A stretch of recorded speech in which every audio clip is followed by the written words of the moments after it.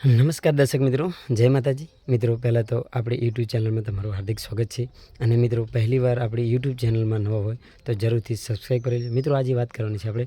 તમને બધાએ ખબર છે કે બગદાણાનો વિવાદ હજુ સુધી શાંત નથી થયો. મિત્રો, જેમ દિવસો જાય છે એમ વધતો જાય છે. મિત્રો, અત્યારે એસઆઈની ટીમે ઘણા બધા એવા કે ઠાકોર સમાજ હવે આયા મેદાને. કોળી સમાજ અને ઠાકોર સમાજ એક થઈને આને ન્યાય અપાવીશું. અને તારકભાઈ શું બોલી રહ્યા છે તમે જોઈ લો. જય માતા. અત્યારે હાલ મને સૌરાષ્ટ્રમાં કોળી સમાજના મારા મિત્ર છે, એમનો મને ફોન આવ્યો કે તારકભાઈ, બગદાણાના અંદર અત્યારે કોળી સમાજના એક યુવા દ્વારા નવનીતભાઈને ન્યાય આપવામાં આવે અને એને નથી આપવામાં આવી રહ્યો એમને ન્યાય, અને જે અત્યારે હાલ બેદરકારી અત્યારે હાલ દેખાવામાં આવી રહી છે, પછી પોલીસ તંત્ર હોય કે ત્યાં આગળના જે પણ અધિકારીઓ હોય એમના દ્વારા એને લઈને ત્યાં આગળના એ યુવા દ્વારા આત્મવિલોપનનો પ્રયત્ન કરવામાં આવ્યો છે. તો એ જે મિત્ર હતા એમને મને કહ્યું કે તારકભાઈ, તમે આ મુદ્દા વિશે વાત કરો અને જાગૃતતા લાવવા માટે પ્રયાસ કરો કે કોળી સમાજના એક યુવાને આટલો ઢોર માર મારવામાં આવ્યો, એનો વિડીયો છે. આટલા લોકોએ, આખા લાખો લોકોએ, કરોડો લોકોએ ગુજરાતમાં વિડીયો જોયો.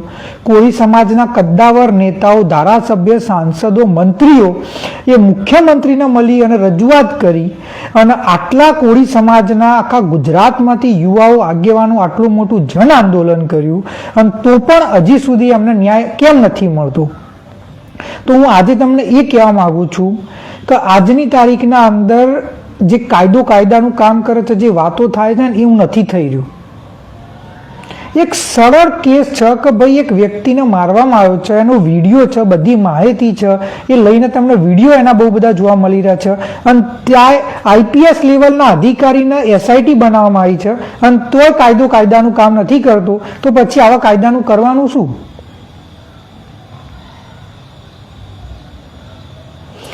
આ એટલા માટે થઈ રહ્યું છે કે આજની તારીખના અંદર એક તમે એમ કહી શકો ને કે કોણીએ ગોળ ચોંટાડવાની વાત થઈ છે કે કોઈ પણ મુદ્દો થાય અને પબ્લિકનો રોષ આવે, જન આંદોલન થાય, લોકો વિરોધ કરે, તો પછી એક એસઆઈટી બનાવી દેવાની.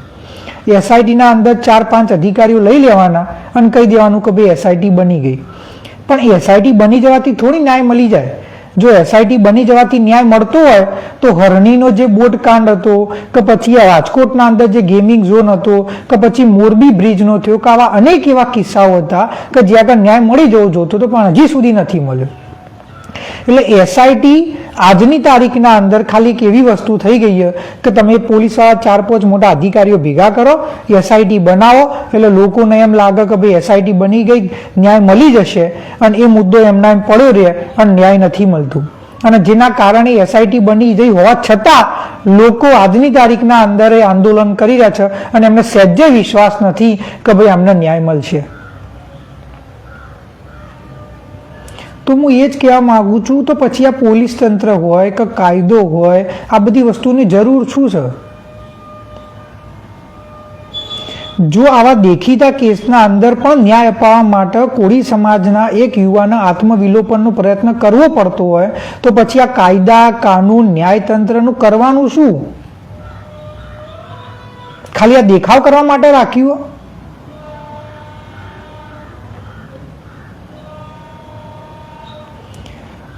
મારો એક સિમ્પલ અને એક સરળ પ્રશ્ન છે કે કોળી સમાજના ત્યાં આગળના જે લોકો છે, કે જે જયરાજ કહી રહ્યા છે કે ભાઈ જયરાજ ત્યાં આગળ, જયરાજ આહિર આ વસ્તુના અંદર સંડોવાયેલો છે. હું એમ કહેવા માગું છું કે તમે આઈપીએસ કક્ષાના અધિકારીને એસઆઈટી બનાવી, તમારા જોડે પોલીસ અધિકારીઓ, તમારા જોડે મોટા તમે એના અંદર અધિકારીઓ આઈપીએસઓ એવા રાખેલા છે. આટલા દિવસ થઈ ગયા, તમારા જોડે કોલ રેકોર્ડિંગ આવી ગયા છે, તમારા જોડે વિડીયો આવી ગયા, તમારા જોડે જે લોકોએ મારા એ લોકોને તમે પકડી પાડ્યા. આટલા બધા દિવસ થઈ ગયા અને આઈપીએસ લેવલના અધિકારીને એટલી ખબર નહીં પડતી કે આના અંદર કયો વ્યક્તિ જોડાયેલો છે, કયો વ્યક્તિ આના અંદર આ મુદ્દામાં હતો ને કયો નહોતો. આજના સમયમાં આટલી બધી ટેકનોલોજી છે, તમે કોલ રેકોર્ડ કરી શકો, તમે એ વ્યક્તિ કઈ જગ્યાએ હતો એની જગ્યા તમને ખબર પડી શકે છે, અને તોય તમે આટલી ખબર નહીં પાડી શકતા. અને આટલા વખતના અંદર તમને એ ખબર નહીં પડતી કોણ હતું કે નહોતું. એસઆઈટી બનાવવાથી થોડી ન્યાય મળી જાય. જો તમને ખબર જ છે કે ભાઈ એ વ્યક્તિ હતા કે કોઈ પણ વ્યક્તિ ગુનેગારો હતા, તો તમારે ખાલી કાયદેસર કાર્યવાહી કરવાની છે. આટલી સરળ વસ્તુ કેમ નથી કરી શકતા? અને કેમ આટલી સરળ વસ્તુ માટે પણ કોળી સમાજના આગેવાનોને આત્મવિલોપન કરવાનો પ્રયત્ન કરવો પડે છે? એક બાજુ આપણે વાત કરીએ છીએ કે આપણે વિશ્વગુરુ બની ગયા, આપણા જોડે આટલી ટેકનોલોજી આવી ગઈ, પોલીસ જોડે આટલી આવી ગઈ, આપણા જોડે આટલા અધિકારીઓ છે, અને એક આટલો સરળ કિસ્સો છે, આટલો સરસ એટલો વસ્તુ હોય કે કાયદેસર રીતે અત્યારે હાલ એનું સમાધાન આવી શકે, અને ત્યાં એનો ખેંચાઈ રહ્યો છે. મને એનું કારણ જ ખબર નથી પડતી કે કરવા શું માગીએ છીએ આપણે.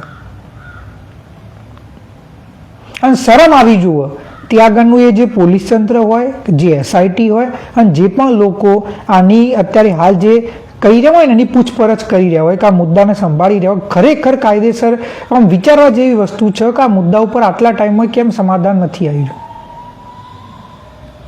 અને બીજી વસ્તુ, કોળી સમાજના જેટલા બી આગેવાનો હોય, યુવાઓ હોય, હું દરેકને એક વિનંતી કરીશ કે ગાંધી ચિંધ્યા માર્ગે, અહિંસાના માર્ગે જન આંદોલન કરીએ, અને સરકાર ગમે તેની હોય, ગમે તે વ્યક્તિ હોય, ન્યાય આપવો જ પડશે. નવનીતભાઈને ન્યાય મળશે જ.